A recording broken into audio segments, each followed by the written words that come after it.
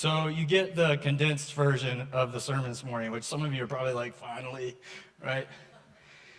And so we've been in this series called Those People and how do we deal with people, difficult people in our lives. You know, we talked about last week manipulative people and how we deal with people who are controlling and manipulative. And today we're going to talk about critical people. And I have an update. Last week I told you a story about Russell, how he broke his wrist, and just another illustration, kind of a tangent, but Russell is running, he's our 11-year-old, and he's running Pro Presenter, the display back there.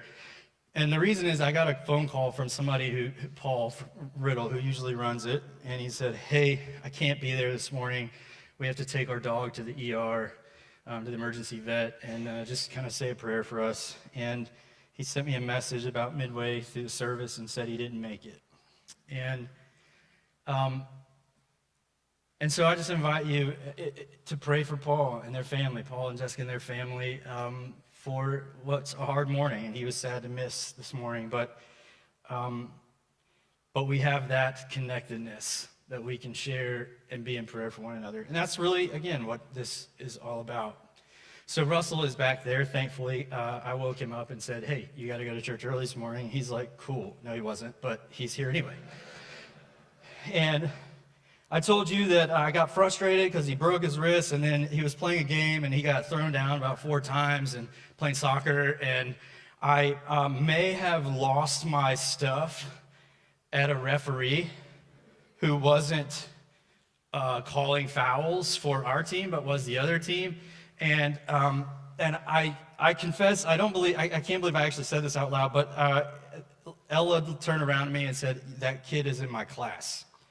He's a 7th grader. And so I didn't say anything nasty, but I did voice my opinion that the calls should be fair and even.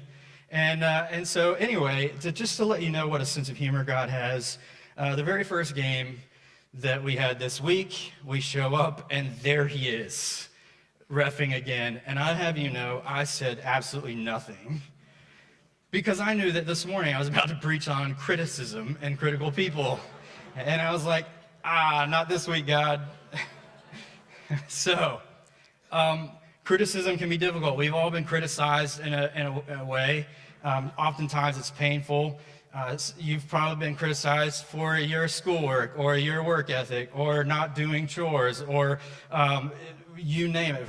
If you have a boyfriend or a girlfriend or certainly spouses, we tend to maybe criticize one another. And this can be difficult, and sometimes we find ourselves in no-win situations, and criticism can have a detrimental effect on our psyche if we don't approach it with the right manner, and it can be negative and destructive and be hurtful. And negative criticism, and I'm going to draw a distinction between criticism and feedback or constructive criticism, but criticism in itself is usually often personal.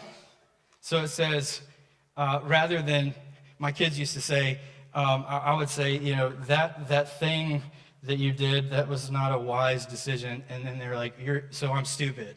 No, I didn't say that.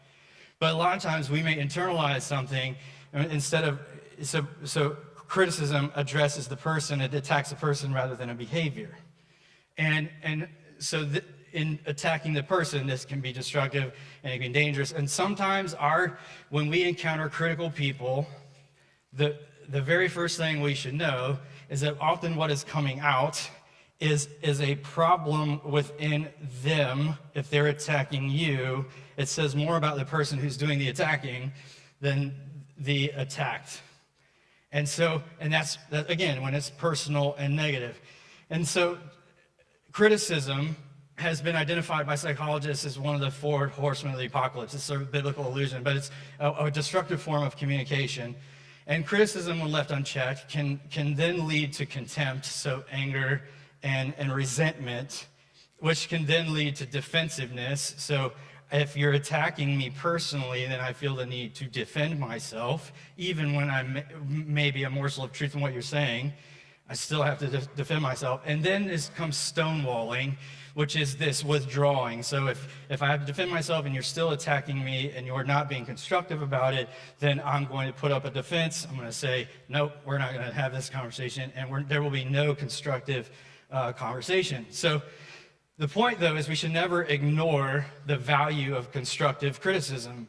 Proverbs 15 says this: if you listen to constructive criticism, so constructive meaning to edify, to build up, to make better, you will be at home among the wise. If you reject criticism, you only harm yourself. So the things that people say that are for your best interest, really actually for God's best interest in you. So it's not my best interest for you, so I'm not manipulating you for my gain, for my purpose. It's to say, what would God want and what is God's wisdom for this situation in your life? And that is the constructive means of criticism. So there are various forms of this, of criticizing in Scripture. Aaron and Miriam were criticizing Moses. They didn't like his wife, and so they were coming down on Moses and arguing with him. People criticized Paul for being a bad speaker. Paul, in fact, he was preaching one night, and there was a young man named Eutychus, and Paul was going on and on and on, like preachers can do. And then this man, Eutychus, fell asleep in a window, and he ended up falling out the window, and he died. It's a really fun story. And then Paul had to revive him from the dead because his preaching was so bad in this moment. And so that goes to show you, if you fall asleep and something happens to you in this service, I can perform a miracle. So let's go. No, just kidding. So then there's another instance where Pharisees criticized Jesus. And Pharisees were often criticizing Jesus. And here's sort of an example of what I'm talking about making it personal. And this comes from Mark 2. Once again, Jesus went out beside the lake. A large crowd came to him, and he began to teach them. And as he walked along, he saw Levi, son of Alphaeus, sitting at the tax collector's booth. And he said, "Follow me." And Levi got up and followed him. And while Jesus was having dinner at Levi's house, many tax collectors and sinners were eating with him and his disciples, for there were many who followed him. And when the teachers of the law, who were Pharisees, saw him eating with the sinners and tax collectors, they asked his disciples, "Why does he eat with tax collectors and sinners?" So one of the things we do that is sort of it's sinister, is we put labels on people. And those labels often carry a stereotype. Just as tax collectors and sinners, there was an implication there that these people are not good people. And tax collectors did have a reputation for kind of skimming money off the top, and they would steal and hold back. And so they were stealing from their own people, but not all tax collectors were. And so these Pharisees, in trying to be holier than thou and righteous, were like, if Jesus is so good, why is he hanging out with these insert label? But the label, what it does is it sort of cements that reputation. How can somebody escape a label if we are the ones who continue to subjugate them under that label? And so it is a sinister form of criticism in that we are identifying and defining them. The Pharisees were defining them and holding them back, rather than asking a really constructive question like, hey, so if we're supposed to be righteous, what is Jesus' purpose in this? Like, help me understand this. So Jesus retorts back. He says, on hearing this, Jesus says, "It is not the healthy who need a doctor, but the sick. And I have not come to call the righteous, but sinners." So he's essentially saying, y'all can be quiet. I'm not here for you because you don't think you need me. So we've over the last few weeks, we've had a graphic that we've invited you to put on your phone. This is just a way of prayer. How do I deal with critical people or manipulative people or overly needy people? And these three things are three statements that you can pray to yourself when you encounter overly critical individuals. And it's, God, help me know when I should respond to criticism, help me know when criticism isn't actually valid, and help me overcome my own critical nature. So God, help me know when to respond to criticism. So there's this incident in Judges, and I spoke about Samson as a judge last week. Joshua carried the people into the promised land, and following Joshua and his descendants that passed away, there was this dark period in Israel's history where these judges kind of took over. They were like tribal leaders, and they would adjudicate law for the people. And Gideon was one of these judges, and now people were criticizing Gideon. They say the people of Ephraim asked Gideon, "Why have you treated us this way? Why didn't you send for us when you first went out to fight the Midianites?" So they have this issue, and they argued heatedly with Gideon. But Gideon replied, "What have I accomplished compared to you? Aren't even the leftover grapes of Ephraim's harvest better than the entire crop of my little clan of Abiezer? God gave you victory over Oreb and Zeb, the commanders of the Midianite army. What have I accomplished compared to that?" Then when the men of Ephraim heard Gideon's answer, their anger subsided. So sometimes there is the time to respond, and sometimes there is a time to bite our tongues. And oftentimes, how we can identify that time is when we can respond constructively versus when we can't. And the question is what's about to come out of my mouth going to be wise? Is it going to be loving? Or am I about to tear this person up? And that is a useful barometer. The second point is this: God help me know when to dismiss invalid criticism. In 1 Peter it says, when they hurled their insults at Jesus, he did not retaliate. And when he suffered, he made no threats. Instead, he entrusted himself to him who judges justly. He entrusted himself to he who judges justly. There's a graphic that I have that's really, if you scanned the QR code, it's in the notes. You can look at that later. But there's a helpful graphic that I pulled that's 8 helpful ways to deal with critical people. And it's this: don't take it personally. So don't internalize it. A lot of times when we hear criticism, we can take that personally. And when we do, that puts us on the defensive. Objectify the comments. So what are they saying rather than, is there truth in this? Sometimes we have to dismiss the truth bearer because of the way they're bearing it and not in a constructive manner, but there still might be something that can help us grow. So take it as honest feedback.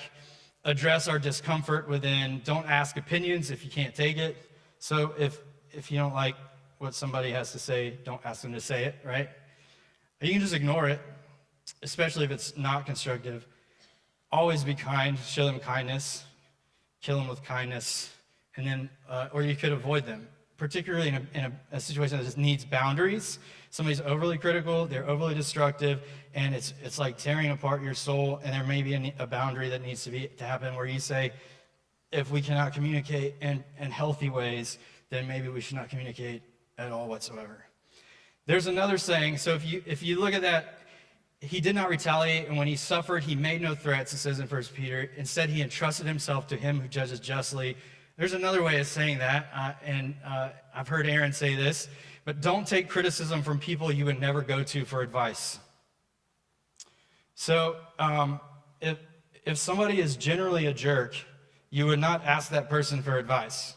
At least you should not ask that person for advice. Because generally, the advice might be jerky, right? So those who we trust, Jesus entrusted his life into he who judges justly. Who are the righteous folks in your life? Not the self-righteous, but the righteous, the folks who generally mean well. They're the ones who can be more constructive about criticism. Then lastly, God help me overcome my own critical nature. Some people make cutting remarks, but the words of the wise bring healing. How in our own spirit? It always starts with us. I can't control you, but I can control me. I can allow God to control me, right? And I can control how I respond. I can control how I retaliate. I heard somebody say in a TikTok video the other day, and I don't know if it's like this wise scholar or it was just some influencer, so I don't really want to attribute it to this person yet. But what they said was quite profound. It said, you cannot really be offended without permission. And I thought, wow, That's kind of true. That I have to allow what you say to cut me. I have to give you the permission. I have to allow that permission to cut me.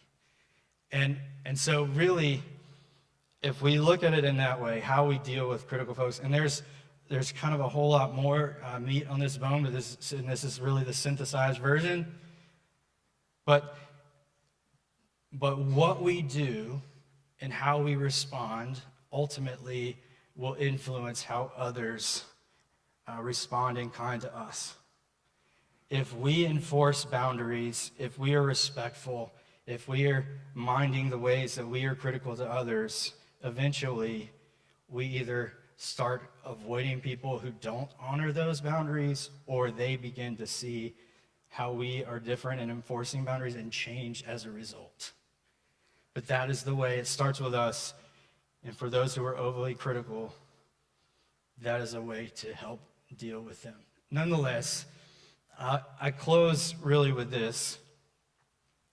Criticism is hurtful. And I like what you said up here about Jeremiah 29:11 and that being Brantley's favorite verse.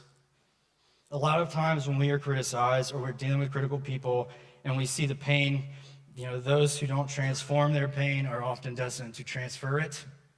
And they do that oftentimes through criticism because it deflects, it projects onto somebody else because they don't want to deal with them and within.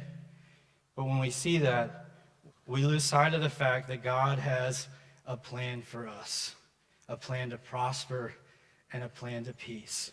And more than anything, the way that we can reduce the critical nature within us is through a spirit of gratitude. If we were to say every day and start every day, Lord, I am thankful. In the valley of the shadow of death, it could be worse. Or when things are great, thank you, God. Whatever that is, that spirit of gratitude released through us to God helps to combat the critical nature within us and makes us pass the goodness and joy of God and identify and respect the plan that God has for us, has known for us in a way that brings prosperity and joy, not financial prosperity, but prosperous in soul to those around us. Amen.